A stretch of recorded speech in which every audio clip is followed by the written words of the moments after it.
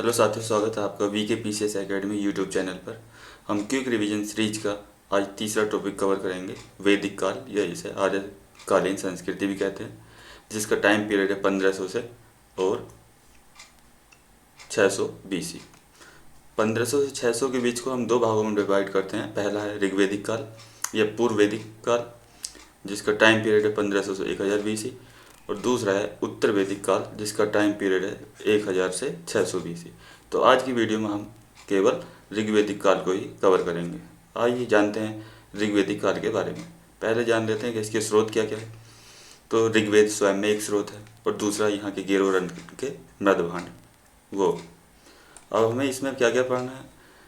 पहला, आर्य समस्या और पहचान, ऋग्वेद से परिचय, भारत में इनका निवास स्थान, इस यहाँ की सामाजिक व्यवस्था, राजनीतिक जीवन, यहाँ की अर्थव्यवस्था और यहाँ का धार्मिक जीवन।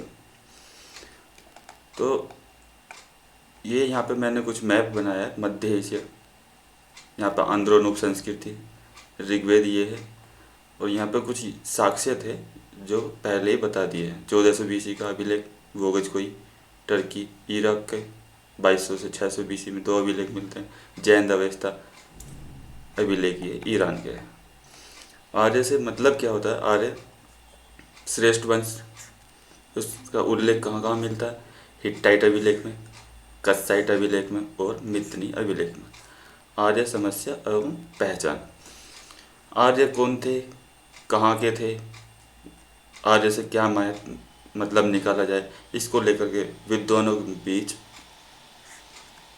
200 वर्षों तक बहस चलती रही कि आर्य कौन थे, उद्भव क्या माना जाए, आर्य का क्या अर्थ निकाला जाए, जाति नस्ल श्रेष्ठता क्या माना जाए। लेकिन अभी वर्तमान में क्या माना जाता है? आर्यों को इंडो यूरोपियन भारत-यूरोपीय परिवार का सदस्य माना जाता है।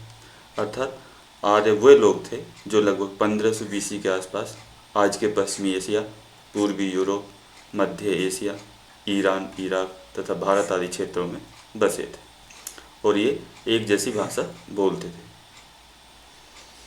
इसके साक्ष्य हमें मिलते हैं ईरानी ग्रंथ जो ऊपर दिखा रहा था, जैन अवस्था 1400 बीसी का, और होमर लिखित इलियड एवं उड़ीसी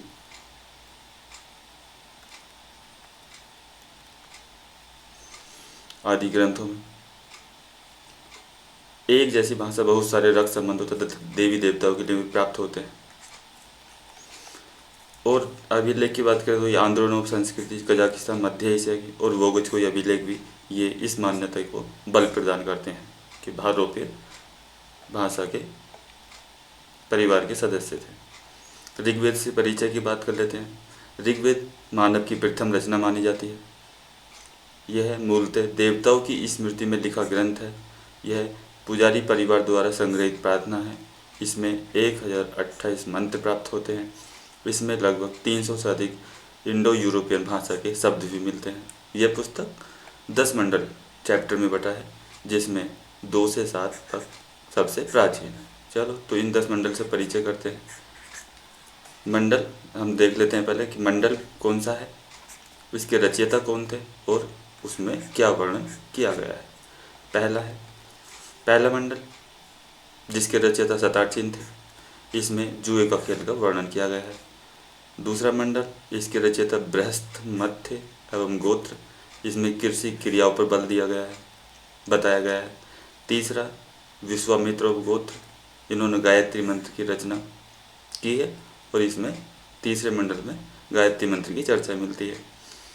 चौथा है वामदेव, चौथे मंडल के रचयिता वामदेव, कृषि से संबंधित अनुष्ठानों पर बल दिए गए जो किसी भी फसल के कटाई के मौसम में मनाए जाते हैं, उस पर बल दिया गया है। पांचवें मंडल के रचयिता हैं अत्रि, इसमें वर्णन किया गया अग्नि और घोड़े का वर्णन है। छठा है भारद्वाज, छठे के रचयिता हैं भारद्वाज, इसमें एक हरि यूप्य शब्द मिलता है। सातवें के रचयिता है वशिष्ठ, इसमें 10 राजाओं के युद्ध का वर्णन है। आठवें के रचयिता हैं कंड एवं अंगिरा, इसमें अनार्यों की चर्चा मिलती है। और 9वें के रचयिता है पवमान, यह मंडल सोम से संबंधित है। इसमें एक प्रसिद्ध भाषण भी है कि मैं कवि हूँ, मेरे पिता वैद्य है, माता अनाज पीसती है, तीनों अलग अलग काम करने के बाद भी हम सब एक ही छत के नीचे साथ रहते हैं। 10वां मंडल, इसके रचयिता थे महा और क्षुद्रक। इसमें कई सारी चीज़ें बताई गई हैं, जिसमें पहला, इसमें एक तत्ववाद, बहुदेववाद और सर्वेश्वरवाद की चर्चा की गई है। इसमें सत्य शब्द को परिभाषित किया गया है, एकम सत्य विप्रा बहुधा वदंती, अर्थात एक ही सत्य है दुनिया में, उसके अलावा कुछ नहीं है। वसुदेव कुटुंबकम शब्द इसी में आया है 10वें मंडल में, जिससे भारतीयों ने ग्लोबलाइजेशन, वैश्वीकरण का नारा दिया और पूरे वैश्वीकरण, पूरे विश्व को अपना परिवार माना। ये यहीं से निकला है। यदि वसुदेव कुटुंबकम कहाँ से आया है, तो ये महाउपनिषद से लिया गया है। ये IAS में क्वेश्चन आया है, हुआ है यहाँ पे। विवाह को संस्कार का दर्जा दिया गया है 10वें मंडल में। इसमें सरस्वती वंदना और नदी स्पीति घाटी की चर्चा भी मिलती है 10वें मंडल में, और प्रमुख सूक्तों की चर्चा की गई है इसमें। यहाँ से भी क्वेश्चन आया हुआ है PCS में, UP के। इसमें सूर्य सूक्त में विवाह संस्कारों की चर्चा की गई है। पुरुष सूक्त, इसमें 4 वर्ण का एक साथ उल्लेख किया गया है, और ऊर्ण सूक्त, ऊनी वस्त्रों का उल्लेख। अब हम बात करते हैं निवास स्थान की। तो ये मैंने चित्र निकाला है, अर्ली वैदिक पीरियड, ये इस एरिया में बसे हुए थे, ऋग्वैदिक टाइप। तो निवास स्थान देख लेते। तो ऋग्वैदिक या आर्य लोगों का जो निवास स्थान था, आज के पाकिस्तान, अफगानिस्तान और भारत के पंजाब और हरियाणा आदि क्षेत्रों तक फैले हुए थे। अफगानिस्तान में, तो अफगानिस्तान के स्थल देख लेते हैं कि क्या साक्ष्य मिलते हैं। ऋग्वैदिकों ने अफगानिस्तान की नदियों की चर्चा इस काल में की है, जो कमोवेश लगभग आज भी उसी नाम से जानी जाती हैं, जैसे गोमल, गोमती, सुवास्तु, स्वात, कुंभा, काबुल, कुर्रम, क्रूम। भारत पाकिस्तान के क्षेत्र देख लेते हैं। इस इलाके के क्षेत्र को आर्य सप्त सैंधव प्रदेश कहते थे। इन्होंने इस क्षेत्र की नदियों के नाम गिनाए हैं, जैसे सिंधु इसी नाम से जानी जाती है, विस्ता, झेलम, अस्किनी, चिनाब, सदानीरा, गंडक, गोमल, गोमती, द्वासदती, घग्गर, पुरुषणी, रावी, विपाशा, व्यास, शतुद्री, सतलुज और सरस्वती ये लुप्त हो चुकी है, लेकिन इसे आर्य लोग मातेत्मा, देवित्मा और नदीत्मा के रूप में संबोधित करते थे। अब आगे देख लेते हैं ऋग्वेद किस बारे में जानते थे। ऋग्वेदिक लोगों ने हिमालय की चर्चा की है। ये इसे हिमवंत और मुजवंत के नाम से जानते थे। इन्हें अभी विंध्यन पर्वत श्रेणी के बारे में ज्ञान नहीं था, तो इनकी चर्चा भी इन्होंने नहीं की है। अभी ये समुद्र से परिचित नहीं थे, ना ये बंगाल की खाड़ी के बारे में परिचित थे और ना अरब सागर से परिचित थे। इन्होंने गंगा यमुना के भी 1 से 2 बार चर्चा ऋग्वेदिक काल में हुई है। आर्यों का सामाजिक जीवन देख लेते हैं। इनका समाज मूलतः कबीलाई था। समाज में 2 समूह की चर्चा मिलती है, जो आर्य और अनार्य। ये अपने से पृथक समूह के लिए अनार्य शब्द का प्रयोग करते थे। आर्यों का अपना साधारण समाज था। समाज में अभी स्त्रीकरण नहीं था। समाज में ऊंच नीच की भावना नहीं थी। आर्यों का समाज पितृसत्तात्मक समाज था। समाज की मूल इकाई परिवार में आज की तरह कई पीढ़ियों के लोग साथ रहते थे। पिता परिवार का मुखिया होता था। ऋग्वेदिक लोग अपने स्वजनों के लिए ग्राम शब्द का प्रयोग करते थे। समाज महिलाओं की दृष्टिकोण से भी अच्छा था। जैसे महिलाओं को शिक्षा का अधिकार था। अपाला, ये कुछ महिलाएं अपाला, कोसा, विश्वपारा, लोकमूत्रा आदि महिलाओं की रचना मिलती हैं। इन्होंने कुछ मंत्रों की भी रचना की है। इस दृष्टिकोण से बोल सकते हैं कि महिलाओं की स्थिति अच्छी थी। महिलाओं को पुरुषों के साथ यज्ञ में भागीदारी प्राप्त थी। सभा समिति जैसे राजनीतिक परिषदें आगे पढ़ेंगे में महिलाओं को प्रवेश का अधिकार था, निर्णय लेने का भी अधिकार था।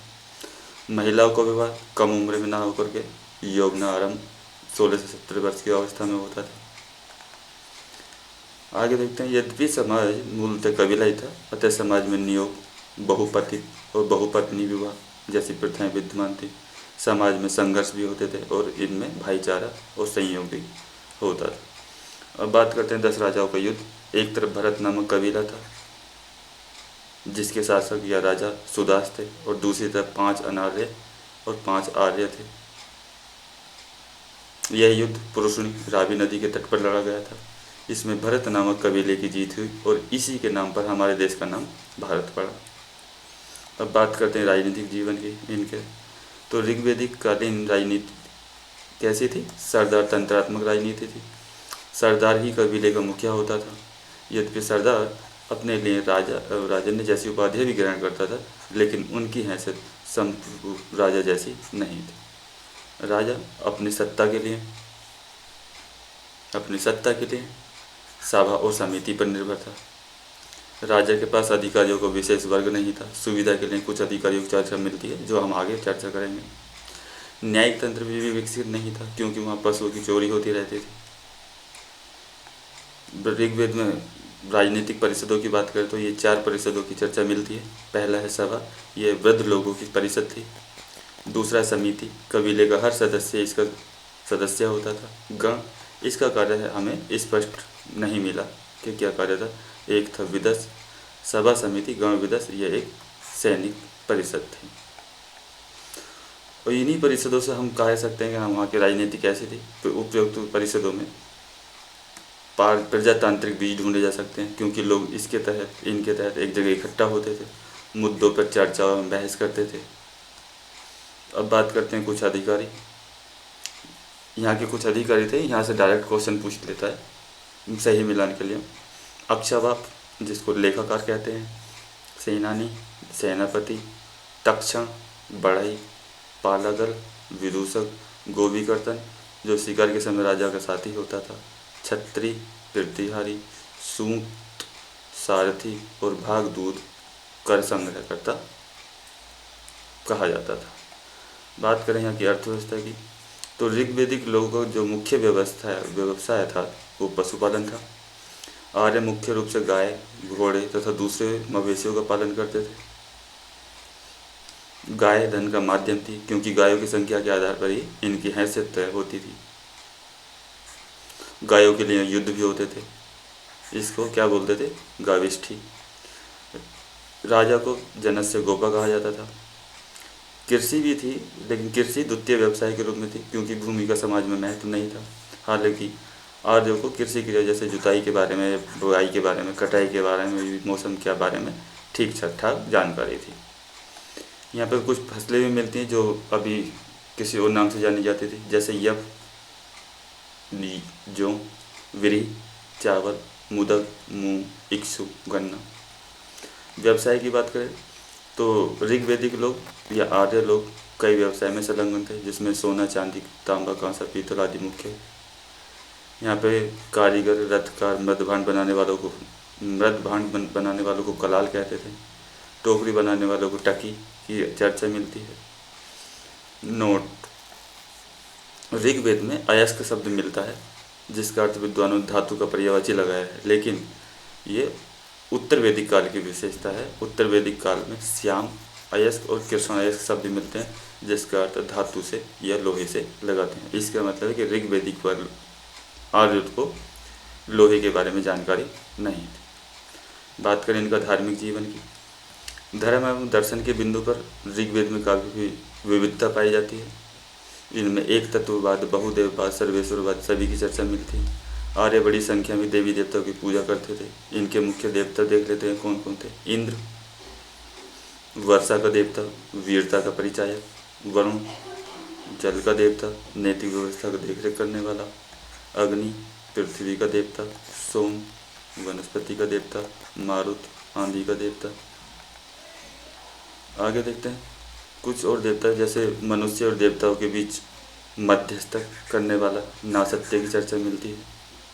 ऋग्वेद में देवियों की चर्चा भी मिलती है, जैसे उषा, अतिथि, निशा। ऋग्वेद में ही विष्णु का भी उल्लेख किया गया है, लेकिन बहुत महत्व नहीं है। ऋग्वेद का पाठ करने वाले पुजारी को होता कहते थे। यहाँ पे एक बात है कि देवता है, महिलाओं उषा, अतिथि, निशा की चर्चा मिलती है, लेकिन इन लोगों को पुरुष देवताओं के मुकाबले कम महत्व दिया गया, क्योंकि समाज जो था वो पितृसत्तात्मक समाज था। इस वीडियो में बस यहीं तक। यदि आपको ये वीडियो अच्छा लगे तो प्लीज़ लाइक शेयर सब्सक्राइब ज़रूर करना। Thanks for watching.